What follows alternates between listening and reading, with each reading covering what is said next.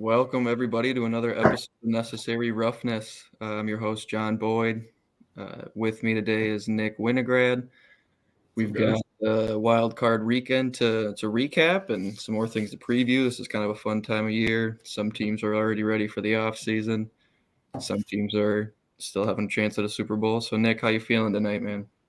I'm good, man. I'm excited to recap these crazy weekend games, man. Yeah, so as is pretty evident by the two square screen, we no longer have our main host Meg. Wishing her the best with her her new ventures. She's writing for Colts Wire, and without Chris as well. So you're stuck with these two faces for radio, but we'll do our best to power through here, and I'll be working the buttons behind the scenes. So forgive any technical difficulties we run into here, but first things first, we're a little late in the week, so we're going to just kind of run through a relatively quick recap of the slightly less entertaining wild card games, and we're gonna talk about the three closer ones a little bit more in depth. We've got some film clips to look at there, and then we'll talk stuff like coaching carousel, a little bit of off-season preview kind of stuff, and then our predictions for the next round. So stick around. First things first, let's talk Bengals-Ravens real quick. I think the result is sort of what everyone expected. Most people, I want to say. But the process was interesting. How do you feel about like that Bengals O-line? Like how confident would you feel as a Bengals fan? Obviously they're playing your Bills, but coming out of that game, I know it's a win. It's a tough AFC North game, but a couple chinks in the armor, I think that showed up there. What are your thoughts? See, the thing about that game is that if I'm a Bengals fan, I'm not as confident going into this divisional game as I would have been if it was like 38-31, just because the offense scored 17 points. Obviously this Ravens defense is elite, and I heard somebody say like the Ravens might have to just tank and be really bad, and I'm like, there's no way they can be bad because of how good their defense is. Like they'll at least win 7 games because of how elite the defense is. So yes, it is a good defense. They have Roquan Smith and all of Marcus Williams, all these great fucking players, right? But they still only scored 17 points, and Joe Burrow only threw for like a little bit over 200 yards, got sacked I think 7 times. This offensive line without Jonah Williams now, without Alex Kappa, without La'el Collins, that's 3 out of their 5 starting offensive linemen out. And it's a win, and it's always tough to get wins in the playoffs, especially within the divisions, especially in the AFC North. But yes, there were some chinks in the armor, and just for it's not as if the Bengals are like, on a high horse, like going into Buffalo. They are definitely kind of limping in there with these injuries. I think that there was a stat that said Jamar Chase, Hayden Hurst, T. Higgins, and Tyler Boyd, they combined for 0 explosive plays, which was the first time they'd done that all year. So the offense, a little bit of a concern. Obviously, they're incredible, but without those 3 guys on the line, it definitely takes away what they do best. And so it was a good win. You always want to get a win, but I thought that they made Tyler Huntley look way better than he is. So yeah, and the concern generally hasn't been very much with that defense, but yeah, sort of a shaky performance there as well. And the offense now with those offensive line injuries are sort of painted into a corner with what they're able to do with time to throw that they're dealing with now. Joe Burrow, obviously a phenomenal processor. I think he's gonna get the ball out a little bit more consistently than 7 sacks. But on their AFC Championship run, we saw him take 9 against Tennessee. And still fight through in the following round. So, it's something that he's at least familiar with, is that shakiness up front. But yeah, I think both teams coming into that game, and we'll talk about that a little bit more, but are maybe looking a little less bulletproof than they were a couple weeks back. yes. Next, I want to lament Tom Brady and the Bucs. That was my kind of my big swing pick from last week, and I thought it was going to be at least close, but same thing we were just talking about with Cincinnati. That Bucs offensive line has been beat up, and it's also just not what it was last season. You lose Ali Marpet to unexpected retirement. Donovan Smith might have taken a step back, kind of on the left end there. Shaq Mason coming in to replace Alex Kappa. That's about a wash, although Mason's very good when he's good. But Wirfs missed some time. Like and Brady does not want to take hits right now.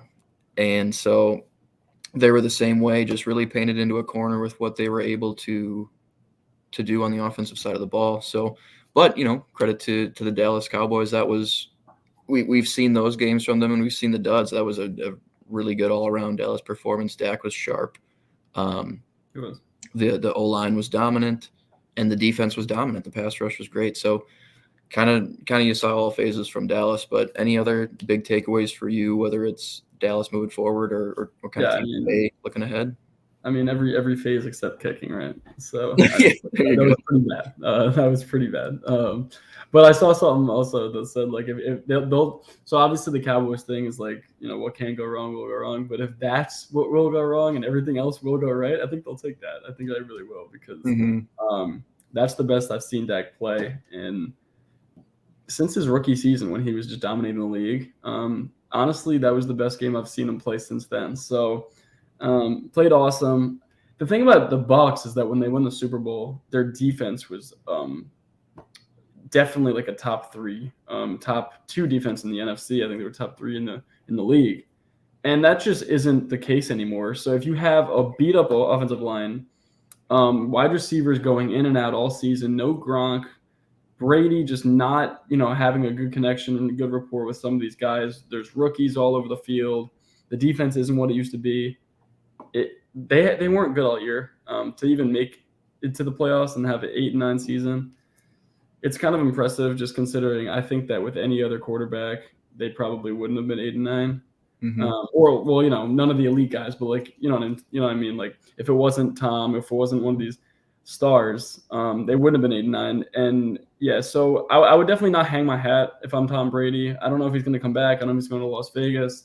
I don't know what he's going to do, but I think that Dallas moving on is the best thing for football right now, just because I think and I really like that they dominated the game, because they go into San Francisco with a lot of confidence. If they kind of just barely squeak by, a lot of people will probably not take them to win this game coming up. And I think Tampa going back to San Francisco, where they just got demoralized a couple of weeks ago, I think the same thing would have happened again.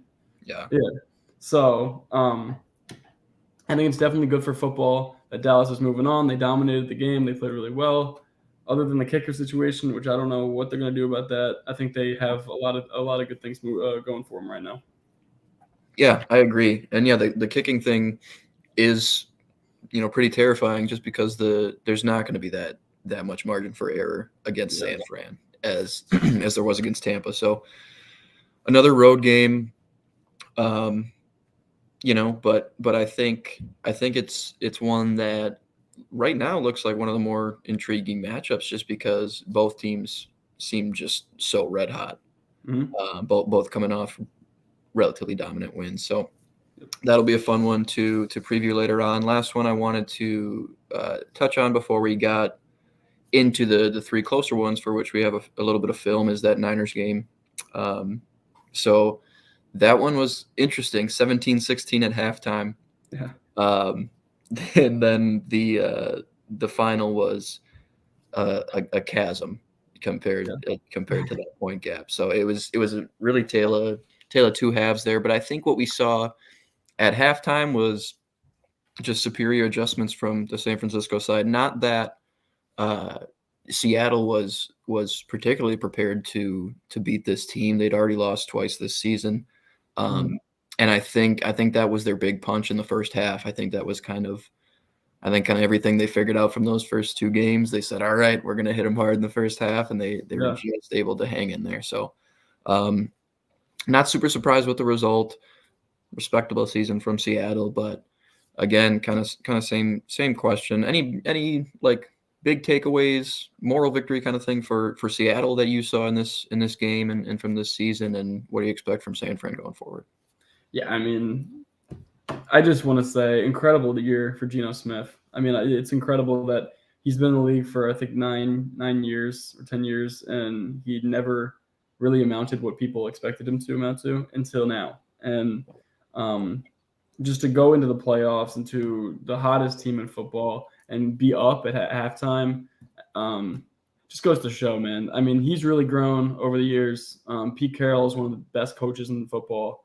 He knew, I said it last week, he knew this wasn't going to be a pretty game for them. Like, he knew that.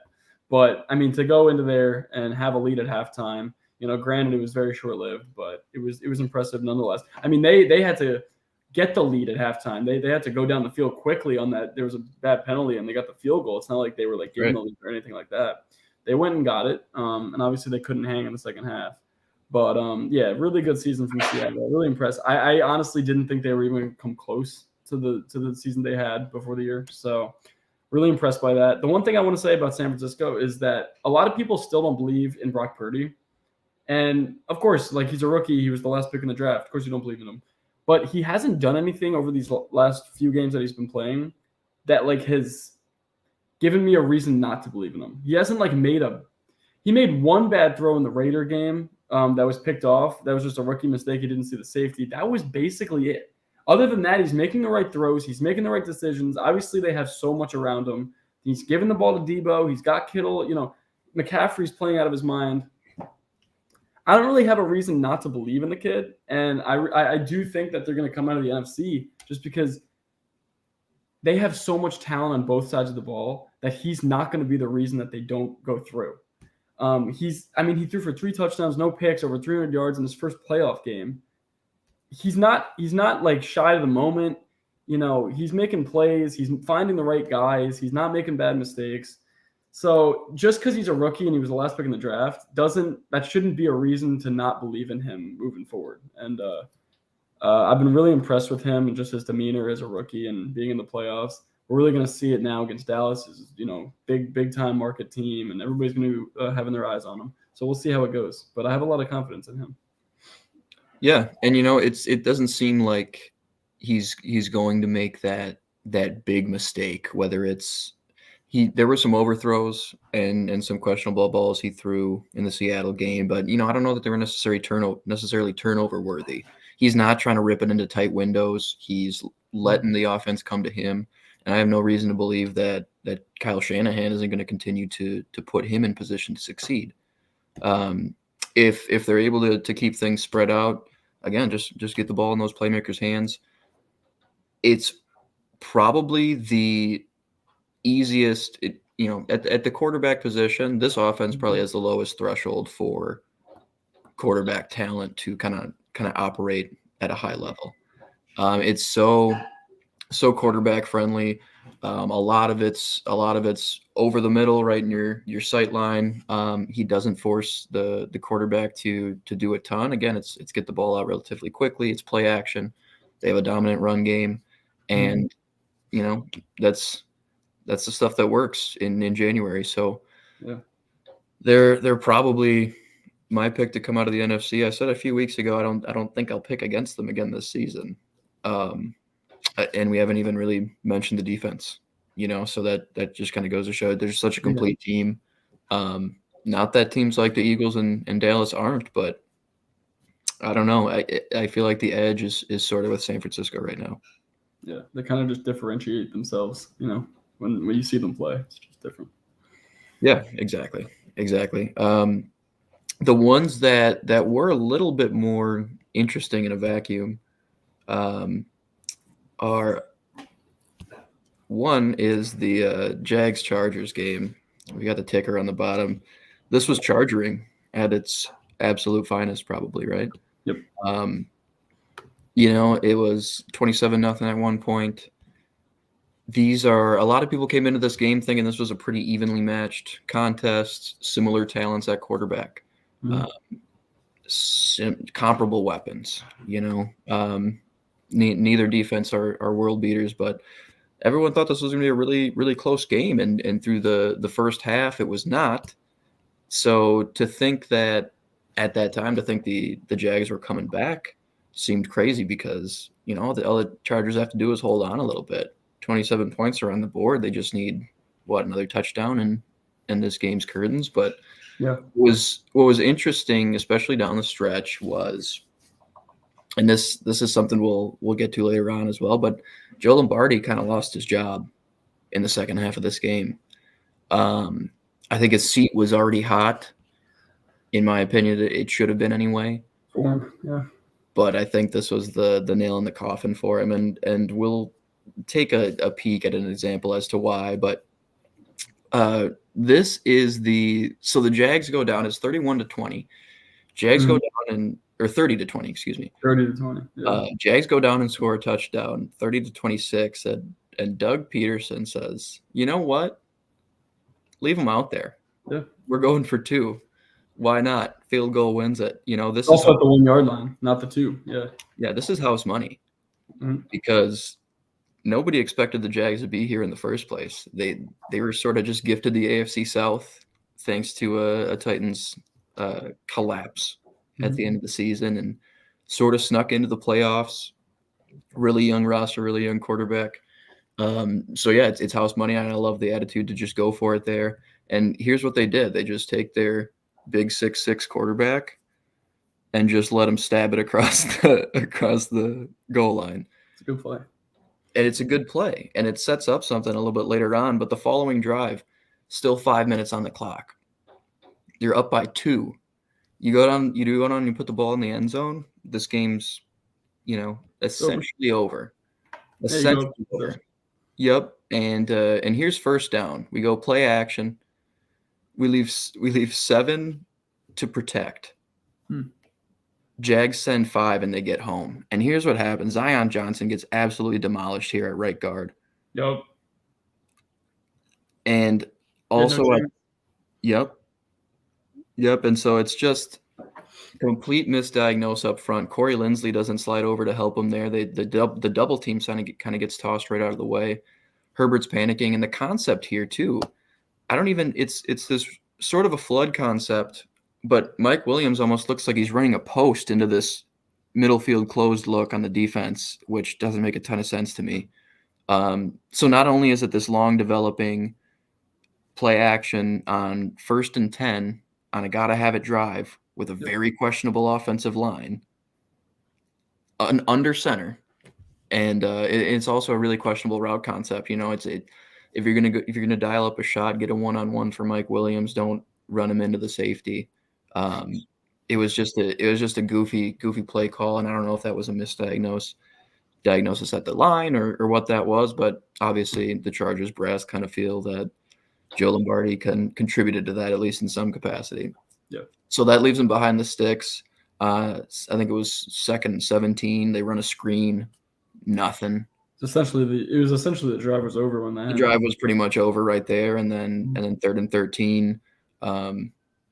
Herbert's just forced to check down. Nobody gets separation deep. Yeah, he threw it for like 8 and they punted.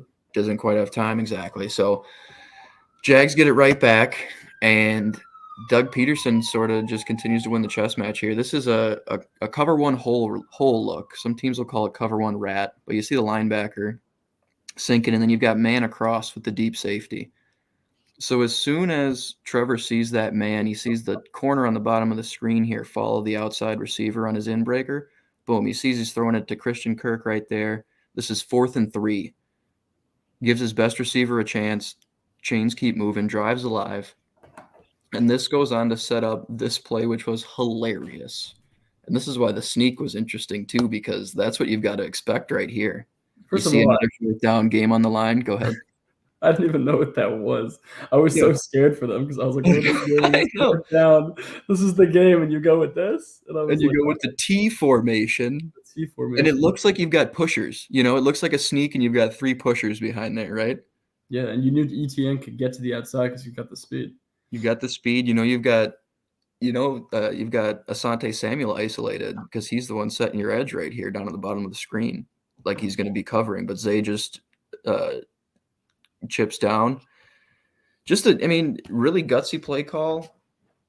It's the kind of stuff that wins these kind of games. and He and knows it. Doug He knows how to Peterson. do those gutsy type plays that wins these big games. Doug Peterson, man, he really does. Yep.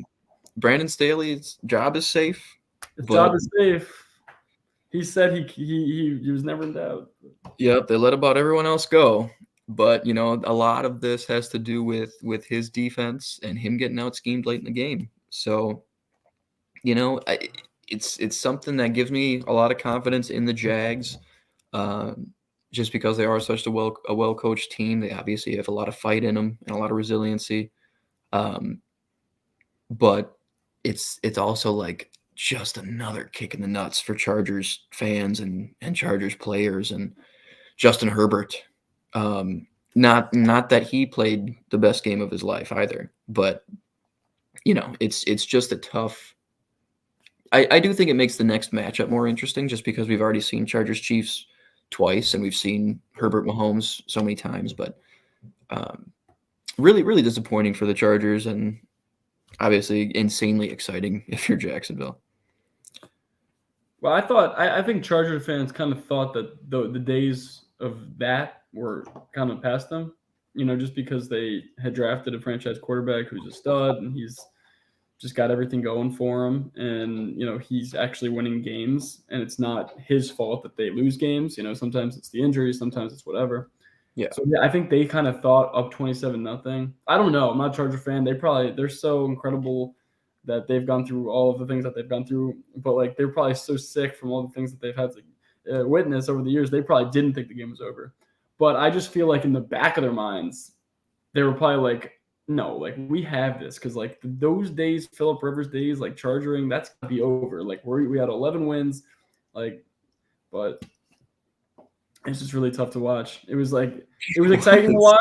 It was also so tough to watch. I was like, first of all, because I was rooting for the Chargers because I did want it to be Chargers Chiefs because like it's like a collision course. Like both of the games were really close this year, and like I thought that would be an interesting matchup in Arrowhead. But when it came, to like the Zay Jones touchdown where Trevor threw it from like 40 yards out, I was like kind of rooting for Jacksonville now. Like I love this. I don't know what's going on, but like I really like it. But like before that, I was like, all right, let's go. Chargers are gonna go through, and then it was like all of a sudden, I was like, the one thing I want to say about the Chargers, and obviously this one into Lombardi firing, is where was Austin Eckler? I mean, he had like one catch for 8 yards, and he had like not even 40 yards rushing. I feel like when you're up 27 points, you want to maybe run the ball with your really good running back, but they decided not to, and instead they were allowing Jacksonville. That's how you let teams to get back in the game. Give them some confidence. One touchdown before the half. All of a sudden, another touchdown. It's two possession game. Then you can try to score. It's not working. Throwing the ball is not working. Jacksonville's got confidence, and the momentum completely shifted. Oh yeah, and we saw a great example of that. Joe Lombardi just kind of coming out and galaxy braining it on 1st and 10, up 2, could put the game away. He goes that big long developing play action.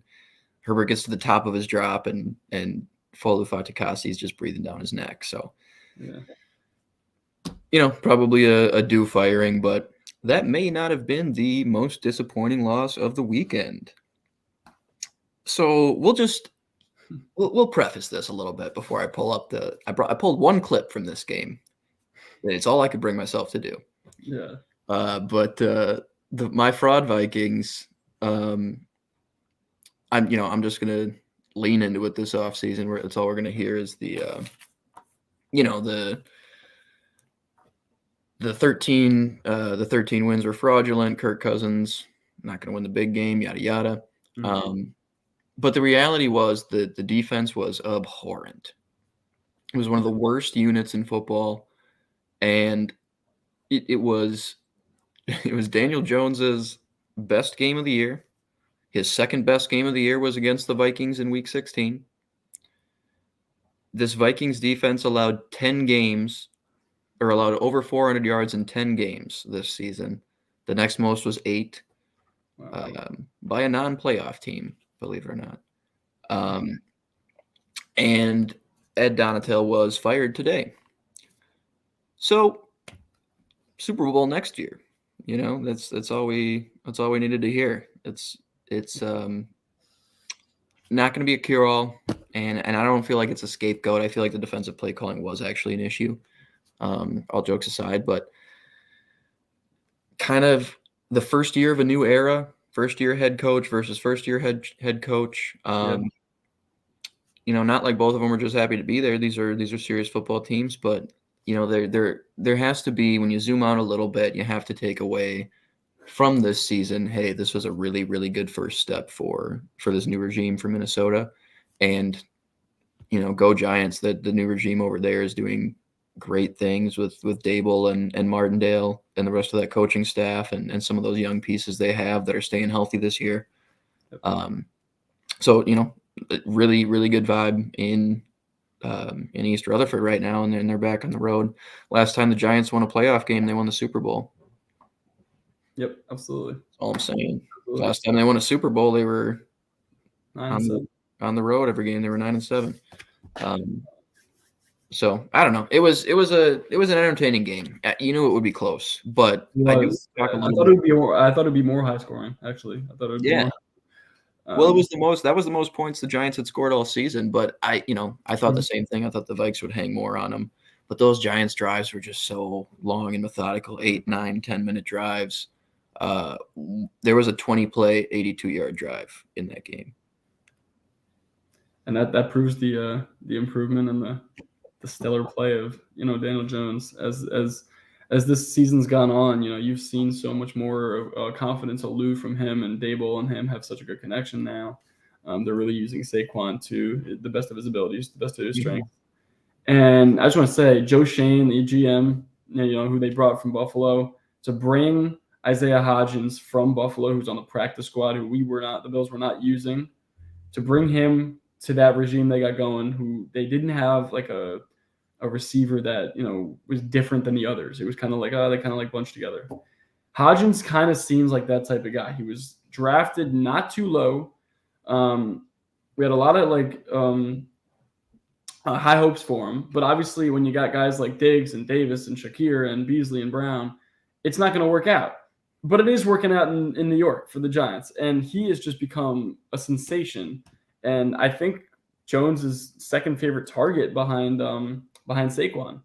So it's been really cool to see that the GM, the first year GM, the first year head coach, they've done such a good job with that team. And the fact they're in the divisional round is pretty impressive. What I will say about the Vikings is the reason that nobody took them seriously all year and they did take San Francisco seriously is because of the defense. That's it, man. The defense. People don't think that a defensive, like a fraudulent defensive team can make the Super Bowl, win the Super Bowl. You have to be complete. You have to be, you have to have strengths in all three phases. And I think the Vikings have so many strengths in one phase and so many holes in the other that's kind of the reason that, first of all, it's their downfall, and that's another reason that people just didn't believe in them. Yep. It was a house of cards. It was built on timely turnovers, and a lot of like red zone stops. They were very bend, don't break. Yeah. But when they got to teams that were able to execute, from inside the red zone and late in games, that's when there wasn't really anything they could do. Even that Green Bay game, they held them to 7. But they had a goal line stop. They had a red zone turnover. So it's, they gave up a lot of yards. They were still giving ground. So hopefully we see some novelty to the defensive personnel coming into next season and the defensive play calling to change that up, because the Kirk Cousins, Justin Jefferson, TJ Hawkinson core is something that I'd like to see with a competent defense, because they are serious on the offensive side. What was really disappointing there is just the end sequence of this game, because it felt up until the very last moment that the Vikings had a shot. And down 31-24, the Giants are trying to close it out. And it's still before the 2-minute warning, but on a 3rd and long, it looks like the Vikings are finally going to get a stop. They got a big sack on this big rollout that had been killing them all game. They finally get to them. It's 3rd and 17, and all of a sudden, it may have been 3rd and 13, 3rd and long. All of a sudden, Richie James wide open on this crossing route, and he drops it. Right. Green grass in front of him would have put the nail in the Vikings' coffin. Yep. Game over. and they give the ball back to the Vikings, and it's like, oh wow, the football gods smile upon us yet, and they're given another chance, and it felt like fate, and they get the ball back, and it's the first play. It's a good read by Kirk, and he just overthrows this corner ball to Thielen like a little bit, and then honestly, like I think Thielen would have caught that in like 2018. Like I think the last drive was sort of just a microcosm of the need for a youth injection for this roster. Yeah. And the second play was a check down to Dalvin, 1-on-1, open space in the flat. Can't do anything. Can't really make the guy miss. He's forced out of bounds for like a gain of 2. And it's like, oh, I think 2 years ago Dalvin gets that first down. And then you watch third down, Kirk throws the ball slightly behind KJ Osborne on this crosser that probably would have been the first down, and all of a sudden it's 4th and 8. And 4th and 8, we come to this play here. And the Giants are in cover 1 double. And it's something the Vikings have seen a lot of. It's a double on Justin Jefferson here. So you see the low safety all day. He's doubling Jefferson. It's 1 high and then man across the board. And we'll look from the end zone angle here. The Giants are in a flex front, a couple wide 9s, but Dex is right on the nose here at the 0 technique. And that throws off this Vikings slide a lot. And I'm going to pull it right back up so we can see that one more time. He just wrecks this play. You see him destroy Ezra Cleveland here. Kirk has to get the ball out. Sure, you can throw it up deep, but he gets it out, and apparently he was just banking on TJ making the tackle here. But the Vikings are sliding away from Darisaw. They're going to isolate him, and Dexter Lawrence starting right that way. He sort of is able to evade the double team and isolate himself on Ezra Cleveland. Garrett Bradbury sort of slides away. He sees the Kayvon Thibodeau stunt coming and has to slide away, leave Ezra Cleveland on an island. And Dexter Lawrence just walks him into Kirk's lap. He was phenomenal in this game. And that's another, everyone talks about Saquon finally staying healthy, finally having a great season. Dexter Lawrence finally healthy. Yep. And finally having another complete season. He looks so good. And that's not – the Vikings do not – especially on the interior, don't have the body types to contend with guys like this. I mean, Ezra Cleveland, former college tackle, 6'6", 310, wiry kind of guy, agile, not fit to stymie a Dexter Lawrence bull rush like that. Yeah. Garrett Bradbury, sub 300 pounds on most days, 303 soaking wet. It's not a front that, I mean, it's not a great matchup, and it really reared its ugly head. Vikings had some injuries up front as well, but really tough one to go out on. We'll move on to your Bills, which is the last game of this last weekend. Mm-hmm. And just to kind of get the conversation going, this was my favorite play of the game, I think. I was just watching it back earlier, and they just ran a QB draw on 3rd and 8. Yeah. And he just gets it. Yeah. Just shit, what the shit is that, dude? He just, that opens up so many things for your offense if that is a viable option, Yeah. Again, 3rd and 8. Let's spread everybody out. Let's fake the swing screen. Yep. And let's break 4 tackles up inside the red zone. Like, it's just a pretty transcendent talent at quarterback. Mm-hmm. But my question for you, as a member of the Mafia, I forgot to change our ticker. As a member of the Mafia, how do you feel about Josh Allen coming into this with sort of that like home run or strikeout, boom or bust kind of play style he's been playing with? I mean, he's got the highest amount of big time throws to go with the highest amount of turnover worthy plays. He's got the highest amount of touchdowns to the highest amount of interceptions. Like, it's very just the dichotomy of Josh Allen, the duality of man that you guys have at quarterback. How do you feel going into this Cincinnati game from like just a Josh Allen standpoint? Like, are you kind of worried, I guess, that he might be a little bit more mistake prone? This kind of going back to some of his old ways? No, absolutely not. I think that he rises to the occasion, and he's done it over the last However, 2020 when he rose to be, an MVP candidate, ever since then, he's rose to the occasion in big games. You saw it last year with Kansas City. Well, you saw it last year in New England in the playoffs. You saw it in the Kansas City game. You saw it with Kansas City this year. You saw it with every time that he needs to, act like the star, he seems to. And there's games like the Miami game where maybe they did take Miami a little, not as seriously as they should have. And they might have thought this game is 45-0. It's wraps in the third quarter. It's no problem. And I mean, Miami's a good team. Like other than the quarterback situation they had going on at the end, it's a good team.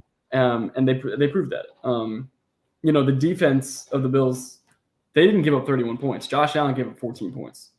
It would have been like 41-17 if Josh didn't in some of those moments. Mm-hmm. I mean, but at the same time, he really only made like 2 bad mistakes. I thought the fumble 6 was totally on him.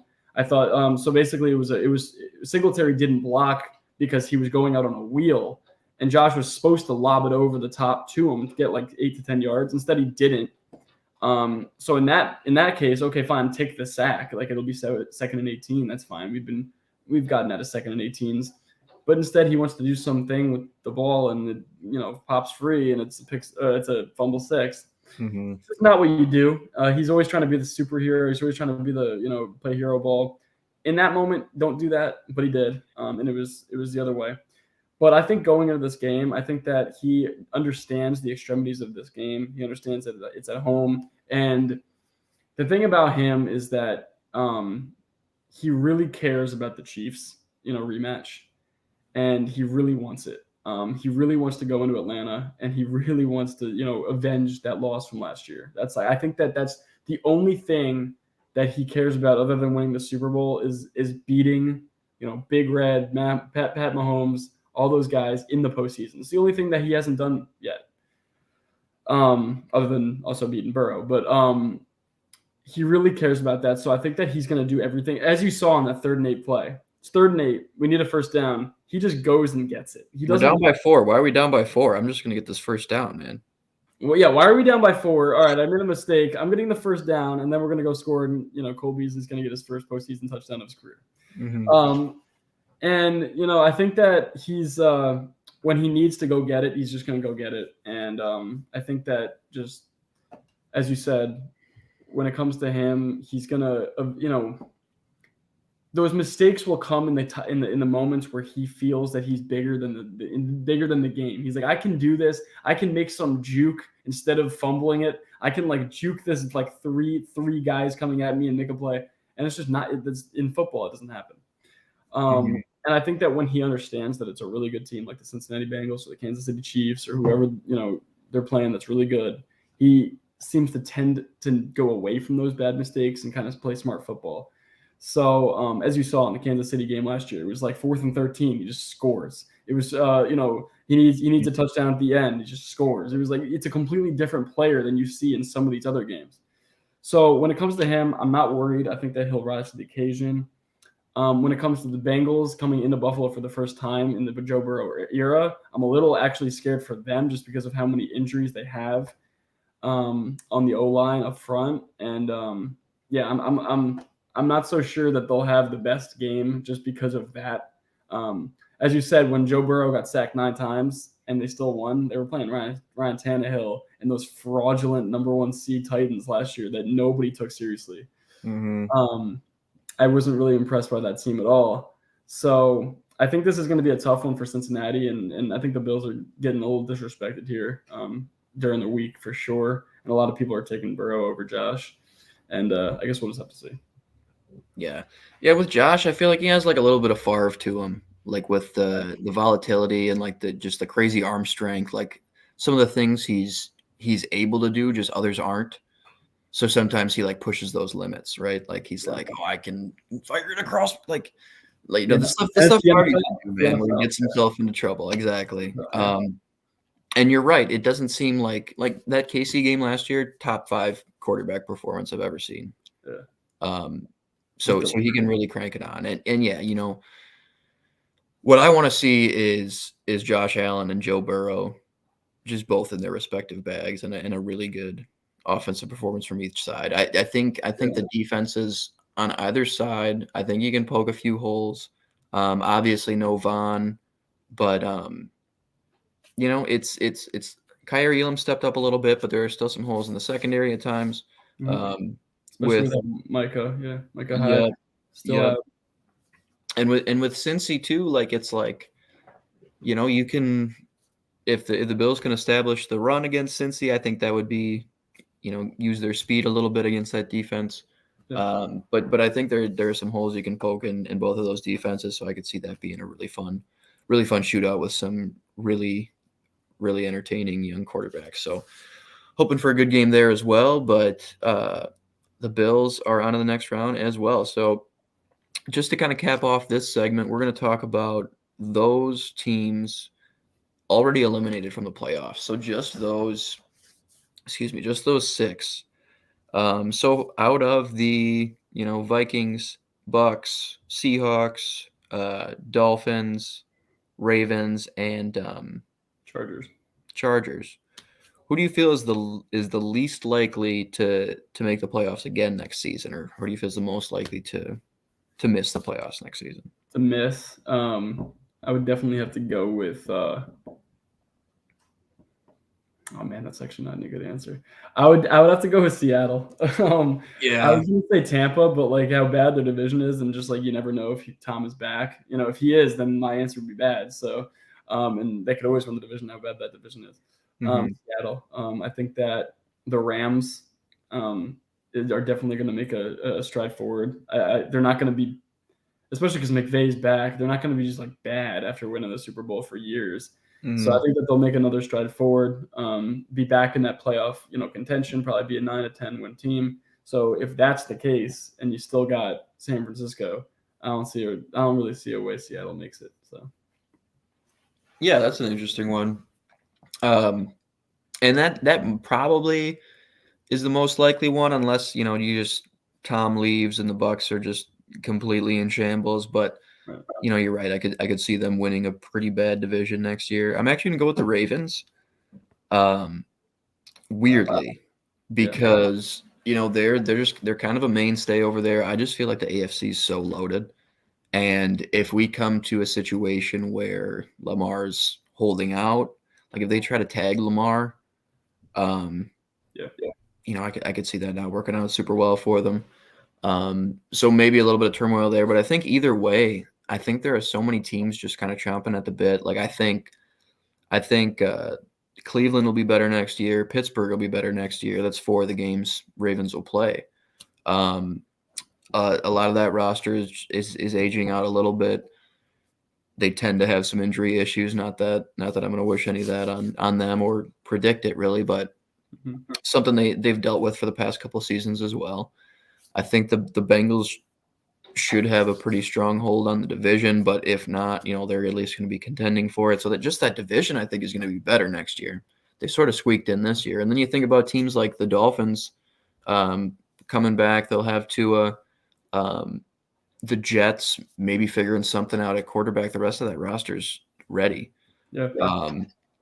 And then, I don't know, they're just other teams you can't really expect to be quite as bad, frankly. Like you think about like the Broncos and the Raiders, just almost the whole rest of the AFC. Like I think it's just going to be so much more competitive, and I think one of these teams that we're getting used to seeing in there might fall out because there's a lot of young, up and coming teams kind of ready to. Especially if the Raiders get like Rodgers or Brady, right?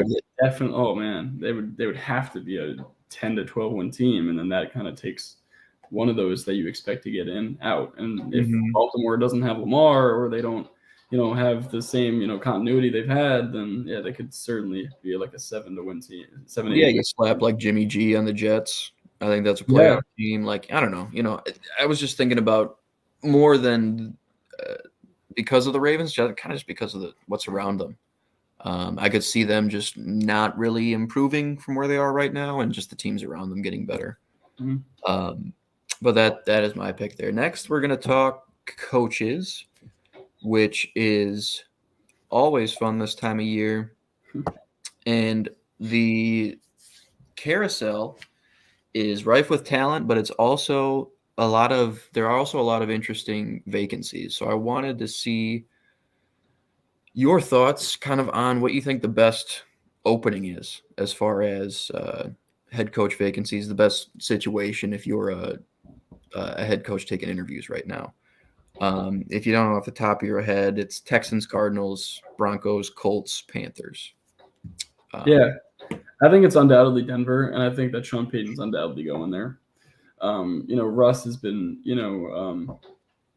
trying to recruit him heavily because I think that we already saw at the end of the year when Hackett was let go. Russ already started playing a lot better. I think that there was something there that he just didn't understand the offense. Hackett, that is, he just didn't understand.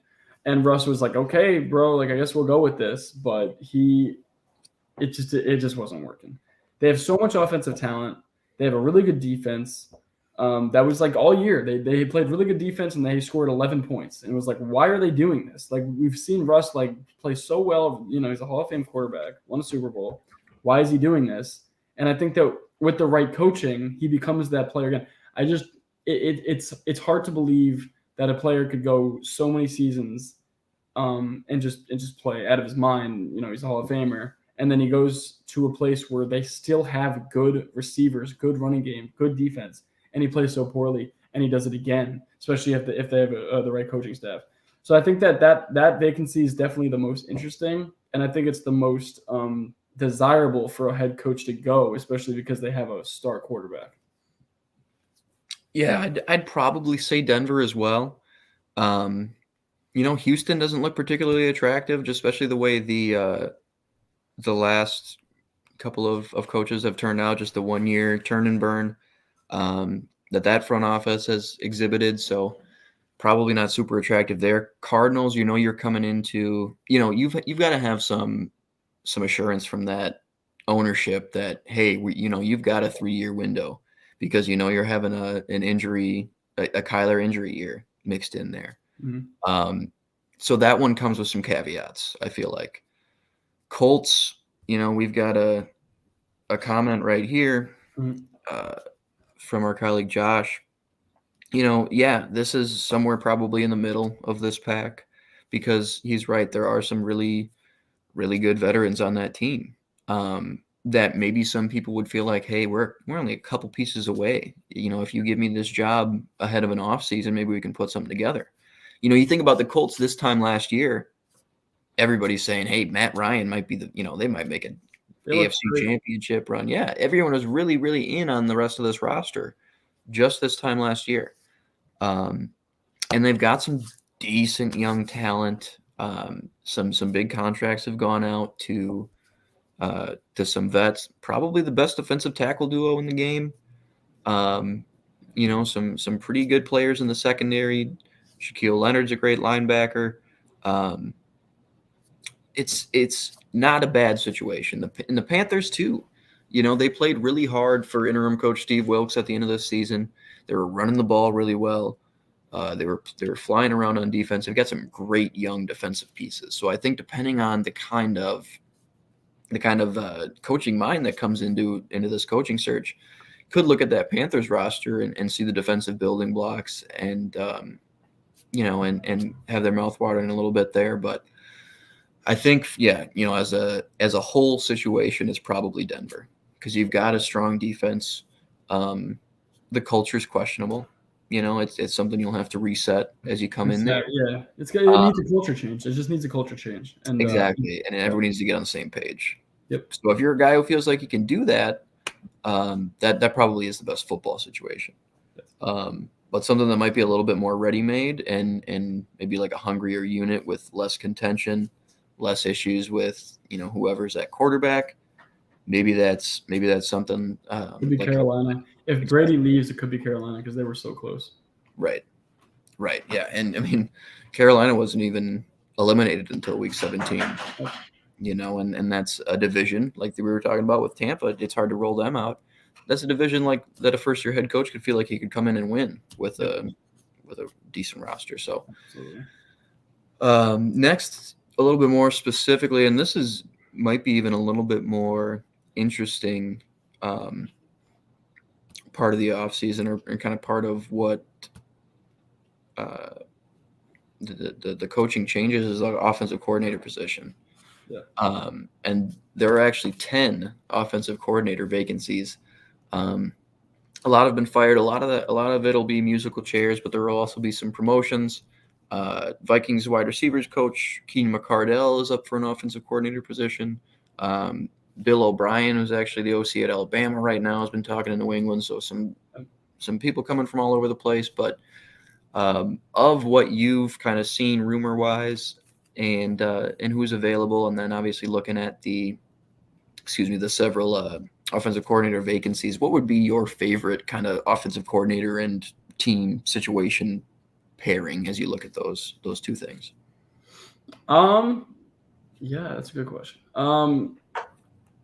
When I think of OCs, I always think of like the Eric Bieniemys, and like I think that he just like transcended what like an offensive coordinator should be, and like I really think that he should be up for a head coaching position as well.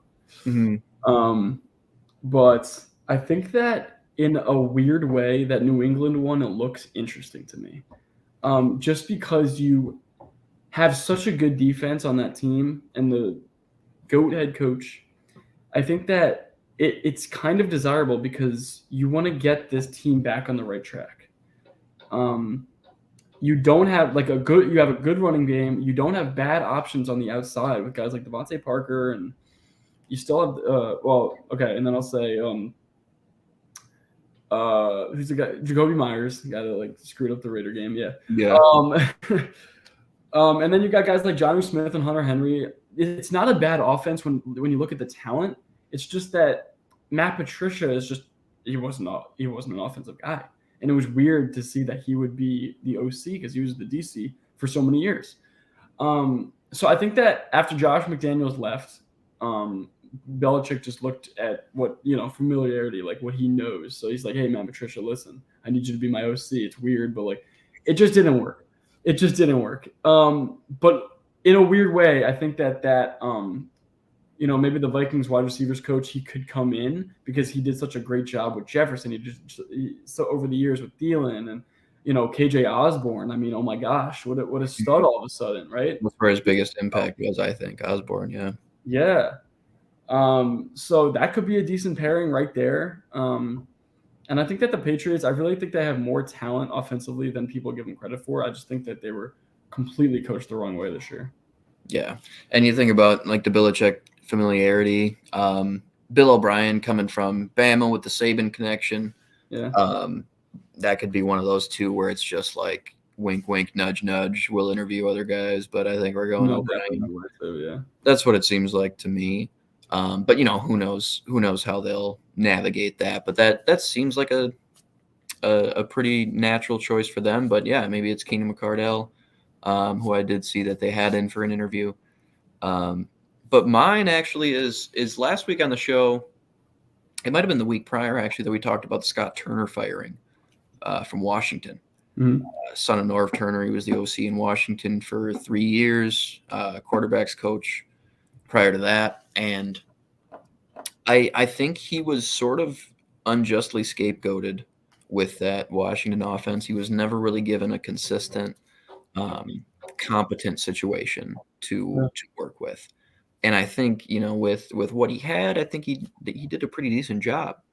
And my favorite fit for Scott Turner is actually with the Los Angeles Chargers. Okay. For more reasons than just his dad Norv coached the Chargers, was the head coach for so long. So there is that connection there, which is the franchise, which would be kind of interesting. But I also think I'd love to see Scott Turner with a high caliber quarterback and some more high caliber weapons. Obviously he's had Terry, and then this year he kind of finally had a great wide receiver trio coming in. But I think you get that offensive mind paired up with Justin Herbert, a little bit more aggressive style. It's a little bit more towards the Shanahan tree a little bit. get kind of some of these better shot plays involved. Um, don't necessarily maybe have as much riding on Justin Herbert's ability to process. Maybe buy him a little separation. Maybe scheme him up some more open receivers instead of saying, "Hey, hit these tight window throws when um, when you see man coverage, because we're not going to have separation. Read out these Hank concepts against whatever they've got and just chip and chop up and down the field. Like, I think they'll be able to establish the running game, use the passing game off of that, and vice versa a little bit more, and marry the run and pass game in a way that Joe Lombardi wasn't really able to do. And like I said, I feel like Scott Turner's kind of had the short end of the stick with just the offensive hand he's been dealt with, the quarterback musical chairs he's seen, having to play backups, the injuries, all that. So I'd like to see him in a stable environment, and have him and Justin Herbert sort of build something together. So that's my favorite one, and I think if anyone's is probably going to be insert OC and Justin Herbert in the Chargers. Yeah. Some of the openings are a little interesting as well. Ravens. I like the Bucks one is interesting, right? I think that, if you're gonna try your best to keep Tom in town, I think that an option could be the Georgia OC, Todd Monken. I think that could be an interesting pairing, just because he's done such a great job with that Georgia offense over the last few years. So I think that could be a good pairing. I think that also the Chargers, it's got to be probably the most desirable. But I was just going with the Patriots just because I think that it's underrated, and I think that they were just the wrong way this year. But or Mike LaFleur is out there too. Another Shanahan tree guy. He'd be nice in New England or in Los Angeles. So a lot of interesting ones out there. And then as far as like the head coaching carousel, a lot of the same guys are going to be in the mix from last year: Raheem Morris, Patrick Graham, D'Amico Ryans, a lot of current defensive coordinators: Shane Steichen, OC Ben Johnson said he's staying in Detroit. So that's going to be interesting to see as well. Who kind of takes a step up, who takes a step over, and all that. Always a fun time of year. So next, I want to talk about some teams about which we've already spoken, but these are the two really like Cinderella kind of teams out of this Elite Eight. And we're talking upset potential with the Jags and the Giants in this next round. So we haven't talked about the Eagles one bit. So give me your thoughts on Giants Eagles. How can the Giants pull this off and stay alive? So I actually have the Giants winning this weekend. So I have a good one here. I think that they ride what they have going on right now. Finding pockets open over the middle of the field seems to be what Daniel Jones is, excelled in. When he does excel, he finds guys over the, fitting passes into like tough pockets, tough windows hasn't really been his thing thus far. Could be his thing next year. Could be its thing, year after that. But this year, Daboll's kind of put him in a situation where he's gotten guys open and he just makes the throws. If they're not open, tuck it and run. Vanilla Vic type thing. He's really been really good when it comes. Like he had over 15 carries a week ago. I don't know not all of them were designed runs, but like when he doesn't see something open, he's tucking that ball. He runs really well, and I don't think a lot of people knew that coming out of college. Brian Daboll's done a great job with that. So I think that if they continue to make the Philly defense stay, on their toes, they're on their toes, get guys open, Isaiah Hodgins, Barkley out of the backfield, then I think that the offense can definitely keep par, and especially with Jalen Hurts being potentially not 100%. I just have a feeling that, I don't know if this bye was the best thing Philly needed, just because they were kind of coming off a few tough losses, and they kind of needed to continue to build and towards the playoffs. I don't know if the bye was the best thing for them. So I just think that if the Giants, obviously they're playing really good defense. Kayvon Thibodeau is going to be a star. As you said, Dexter Lawrence has been awesome. And the secondary hasn't played bad either. So I think that if the defense can kind of just like hold them to under 30, I think the Giants can score like 30 to 35 points in this game, and I think that they can pull it out. Maybe an overtime game. Yeah, and something with the Giants as well has been like the design of that run game and the way they've been able to utilize Saquon running out of this 11 personnel, getting teams into lighter boxes and exposing that numbers game. Brian Dable has been astounding at that kind of stuff. Just absolutely took Donatello to the woodshed in the run game last week, and just the way they dial it up is a little unique. The way they run their wide zone, and some of their outside concepts with Saquon has been really, really effective. So we'll see if they're able to do the same things and dictate the tempo the same way against the Eagles' defensive front. And if they're able to, you think about older dogged linebackers like Eric Kendricks and Jordan Hicks trying to keep up with the Richie James crosses, versus TJ Edwards, all pro candidate this year, Kazir White, who's got some speed, and those guys over the middle, CJ Gardner-Johnson in the slot with some speed. I think the Eagles are a little bit better suited to contend with that. But again, the Giants looked really good. They're playing their best football right now. And they're really strong in the trenches on either side, which is a strength of Philly. But hey, I think it's going to be a dogfight one way or the other. So I'd love to see a Giants upset. It would make the Vikings loss seem a little better as well. Yeah. But that'd be a fun one. It's also hard to win 3 times in a season against a team. Yeah, exactly. You got another divisional rematch. The Niners were able to get the sweep, but it's really, really tough to do. How do you feel about the Jags then going into Arrowhead? I mean, we saw Joe Burrow come back from down 21-3 on his first playoff run. Do you see anything similar coming from T-Law and the Jags? Or, I mean, I don't think they can overcome the same amount of mistakes. Not even close, but not even close. Are they able to clean it up a little bit and hang? Yeah, I mean, the 4 picks was just a complete anomaly. I mean, that doesn't happen. It doesn't happen. The first one, I was like, okay, so we're off to a flying start here. Like, come on, Trevor. And then I think the third one, he was just kind of like in disbelief. He was like, "What am I?" Three in the first quarter. Yeah, he was like, "What am I doing?" Like, I think that, but it impressed me so much that it didn't, he didn't let it affect his confidence at all. He can they're down 27-0, and he completes a pass for like 13 yards, and he's like tempo, and he's like yelling to his receivers like and I was like, Trevor, you're like down 27 points and like you threw 4 picks. Like, I don't think, but he's like, I was like, all right, dude, like, you know what? Fine. Like, he's into this. He's into this. He's not out. It would really impress me.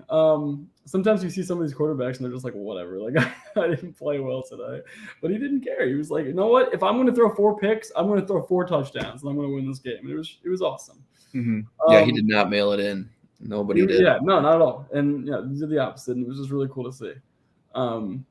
So I don't think that we see a Joe Burrow type performance, but I do think that we see a game like the Titans AFC Championship game when the Chiefs won the Super Bowl, where I think it was 2019, where they go up early and the Chiefs have to like kind of come back and they kind of like make it seem like the Jags are more in it than they actually are. Yeah, whoever gets up to the first lead probably loses. Yeah. I think that they're going to make it seem like the Jags are more in it than they are, and maybe it'll be like 17-10 Jags at half or something weird like that, and then the Chiefs will win it like 31-24, something like that. I just think that the Chiefs kind of like they do one of those comeback things where they finish it off at the end where the Jags are like kind of demoralized because it's just like too much Mahomes, too much Kelsey, too much Bieniemy. Yeah. I definitely think he plays well. I think that this team is like they definitely have like that team of destiny type like feel to them. So they're not going to go down easy. No way. Yeah. Comment if you're with us. Comment down below who you think's more likely to get the upset this weekend, whether it's Jags or Giants. I think more likely is the Giants. You think about it being a division game. You think about the Eagles being a little less battle tested than the Chiefs. Still some remnants of that 2017 team. Still some really really mentally tough vets, but I think the Giants are more likely to pull that off than the Cinderella Jags. I think even more so than the Giants going into Arrowhead of all places. So let us know down below, Jags or Giants, who's more likely to get the upset this weekend. But I think me and Nick are both taking Giants. I am not going to pick the Giants. Beautiful segue into our predictions. But I do think that game's going to be really close. I agree. So let's pick that game first. You're going Giants. Yeah. We talked about it a little bit. I think you even said, or what do you think the score will be? Do you think it'll be up into the 30s like you were talking, or do you think this is one Are that we doing gets? score predictions now? Might as well, man. We got a little bit. We got a little bit. We'll do a quick team and a little score. All right. Let's do. Oh man, Just I've ballpark. only gotten one score correct in my entire life, and it was Bills. Remember when the Bills played San Francisco and it was in Arizona? Remember that game? It was I don't think so. 2020.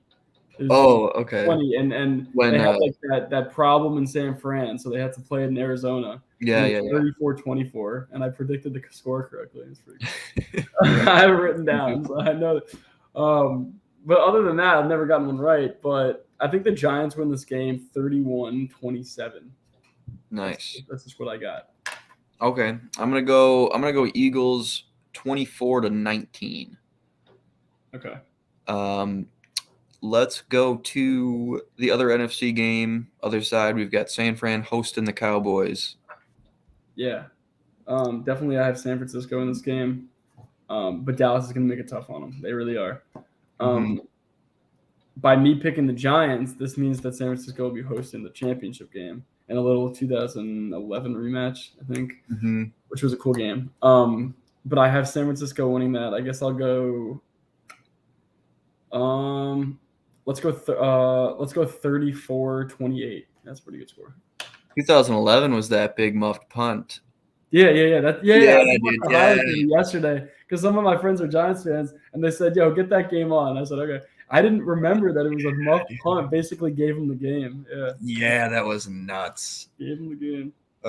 Yeah, man. All right, Cowboys, Niners, 90s vibes. Yeah. I'm gonna go San Fran as well, and I think it's just like I think that the scoreboard will tell a different story than the game. I think it's going to be a really defensive game, but I think we might see a defensive touchdown or two between the two teams. Oh, okay. Yeah. I think we might see some short fields given to offenses by the defenses. So I'm actually going to go 30-24 San Fran. And I think it is and I'm actually going to should I predict it's 4 Dallas touchdowns that get him 24 points? No. I think it was just the field. I think I think he was just field. Yeah, he was definitely just getting the yips. It was so funny. Like, it's not funny that he missed. Like, it's so like poor kid, he's missing these kicks. But it's like anecdotally funny. To me, it was funny that he was like he tried him to the right, and then he was like, "All right, I'm gonna go left." Yeah. And those last two, he's just like, "God damn it! What?" The fourth one, no way. Just had no idea what was happening. Yeah, I couldn't believe he missed it to the left. I was like, "Whoa!" And he was actually the third one. He was PFF's like 4th highest rated kicker this year. Like I think he was 50 for 53. He was 50 for 53 on extra points this season. He missed more than that in the game. One game. When I kept on saying my friend that I was watching the game with, I was like, have him kick like a 45-yarder because I honestly think that he'd make it. I think that he would probably make that. Just the extra point has just got in his head. I think that if they had him kick like a 40 to 45-yarder, I honestly think he drills it. He's short-armed it. It was just in his head. So yeah, I don't know. But the thing that I don't understand about football fans is that like they think that if it's like 38-31, the defense is played poorly. They don't understand that they could have there could have been 2 pick-sixes in the game like that. Yeah, exactly. I feel like it's one of those games with The defense could have completely accounted for those points. You don't understand. It's not that the defense didn't play well. Yeah, exactly. Yeah. What do we got next? Let's go Chiefs Jags. I'm just gonna go. I honestly don't think it is even a case where Kansas City plays with their food at all. I'm gonna go 41-17. Ooh, I was hoping you didn't say 17.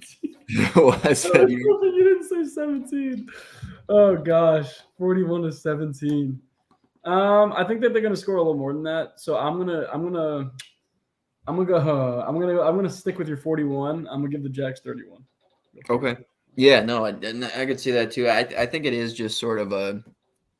I think KC kind of steps on their throats. I think it's a rough ending for them a little bit, but I think the Chiefs kind of say, this is what I am and this is what you are in this game.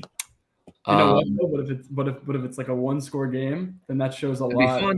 I think that would show more about the Jags because I think everybody would still be like, "Hey, Kansas City is Kansas City." 100%. But it would show a lot about the Jags. Yeah, and we've seen, we saw it with Cincy last year, like I said, down 21-3 at one point in that game. Yeah. And then they came back in Arrowhead. So it's, the mighty have fallen before. It's not it's not they're prone to the collapse as well. I mean, you wouldn't think they were, but that proved that they are as well. Yep. So, the AFC Dragon has been slain just last year, so I could see it. But, again, in Arrowhead, tough to pick against them. I'm going to go Chiefs by a lot. Last one, your Bills against the Cincinnati Bengals. Probably the second and third best quarterback in the league, vying for a chance to play against the best one in the league in the AFC Championship game. So a lot of fun stuff on the line, a lot of fun storylines. A lot of people have the 2-3 argument with these guys. So obviously, the other 52 on each side are legit, and these are really good rosters. But what do you see being the key to this game for your Bills? Because I know you're picking them to win. Yeah, the key to the game is just is not turning the ball. It's not okay. I was going to say it's not turning the ball over. I just saw a stat that said the Bills are 4-1 this year in games that they've turned the ball over 3 or more times. Let's go. So I said, hey, we should just turn the ball. Throw it around, dude. Yeah. Right on. Let's do it. But if they don't turn the ball over and if they don't beat themselves, I don't think they have a chance to lose the game. It's that pick six by Jesse Bates. It's that fumble, 6 by Trey Hendricks. It's one of those that's just going to kill us. Yeah. And if that doesn't happen and he spreads the wealth and he gets guys involved like Khalil Shakir and Gabe Davis continues to be playoff Gabe, makes good plays, get Diggs involved, and the running game is as well. I think that there's no way they lose just because of how banged up the O-line is on Cincinnati, just because Burrow never been played. He never seen Bills Mafia against him in his career. It's tough to do. And it was tough to do in Arrowhead last year for him. So it's really hard to say, yeah, but he completely did it last year, didn't he? Yes, he did. Mm-hmm. But I just feel like it's different. I think that he's playing not as well as he did last year in the playoffs, this year in the playoffs. Mm-hmm. And if he does pull this off, I'll be really impressed because I just think that the Bills have more artillery and I think they have more to be playing for. So score prediction, I'm going to go 31-27 Bills. I'm hoping for it.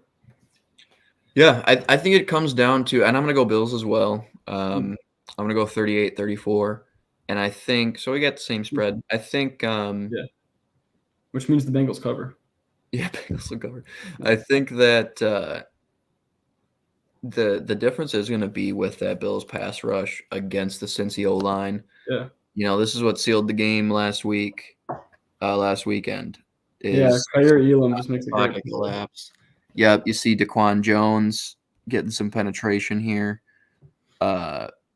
from the 3 technique, and then Gregory Rousseau, just a dominant win against the right tackle right there. He's really starting to step up. Yeah, he is. So And so, again, this was game on the line.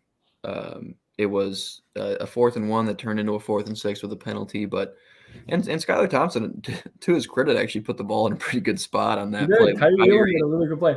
I actually put that on that play. I actually put the game on mute because I didn't want to. It was like my ears were just ringing from the entire game. I was just like, I just want to I don't want to hear anything. And then when the play was made, I turned it back on and I was like, okay. I put it on mute. I was like, I don't want to hear anything. I just want. Oh man, it was pretty. No, that was a in that moment. yeah, and that was just a tighter one than it. Like, even when they got out to that lead early, it was like, all right, they're gonna just kind of walk through this. Yeah. But it ended up kind of coming down to the last possession, and I could see it being something similar. I could see it being like, hey, Bengals are in a passing only situation. They need to get down the field. Josh Allen wins it. Touchdown Yeah, wins it. Yeah, exactly. Josh Allen just made it a 4-point game, going back the other way. Touchdown wins it. Defense has their ears pinned back because they know they got to throw the ball. They know it's a 5-man protection coming because they got, I think in those situations is when it's going to be advantage Bills. And the defense would have to get home at one of those times. They can't let Burrow just drop back and make a throw because he will. They would have to get home, and that's why the when you take Von Miller out of the equation, it's just so tough because he would be that guy to make It's that difficult, play. yeah. Yep. Boogie Basham's shown some flashes. Epineza a little bit more of an edge setter, but you've seen some interior pressure from guys like Jones and Oliver. Mm-hmm. I think when you kind of maybe average them out and you say this defensive line as a unit versus that offensive line as a unit, you've still got probably what you'd call like an NFL average group with what Buffalo is going to bring to a pass rush. Yeah. Against a group that's probably below average with the injuries they're dealing with in Cincinnati. They have to be. Yeah, they have to. They're like a C-, but with everybody healthy, they're like a B. Exactly. Yeah. Kappa in the mix, like it's a different story. But I think especially on the interior, I think that pressure comes quick. Mm-hmm. And off the top of my head, I actually don't know who's filling in at right tackle. So we might see some more similar things from Gregory Rousseau over there off the offensive right side. So I think that's sort of what it comes down to. I think it's going to be close late. Yeah, Shaq Lawson as well. But yeah, I mean, it's crazy. The injury to Jonah Williams must have been so demoralizing for that locker room. At least for the the O-line group, because he was really like that glue, because it was like, okay, so we have no Lyle Collins, we have no Alex Kappa, but at least we do have Jonah. And to lose him, I mean, that's as I said, that's 3 out of your 5 starting offensive linemen that are out. It's kind of instrumental. I don't know. I don't know how you have one of your tackles at least. If you've got one of your tackles healthy, at least you can slide protections away from them and say, okay, well, we can leave this guy on an island and try to kind of piecemeal the rest of it. That's what the Vikings were doing with Darisaw with Brian O'Neill out. Mm-hmm. And, that can hurt you too, because D-lines are going to know you need to do that. And like Dexter no Lawrence blood in the water. They know exactly. You have nothing else, right? They know Mhm. you guys have nothing else. Mhm. And we're coming for you because we know that those guys are backups. Those guys are been pulled from the practice squad. Those are not starters. So yeah, as I said, with how loud Bills Mafia is going to be, Joe Burrow's first game in Buffalo on the road, hostile environment, hardly any protection on the O-line. It's going to be a tough game for him, no doubt. It has to be. Yep. Well, I mean, that's all we've got, but especially if you're still with us, comment down below what your favorite matchup is for this weekend. And also let us know who you think's the most likely upset. Is it Jags or is it Giants? Which is your Cinderella pick for the rest of the bracket? Thanks for everybody who joined us to view and listen. Again, this is Necessary Roughness, brought to you by Stadium Rant. We'll be back next Tuesday, 8 p.m. Central, 9 Eastern.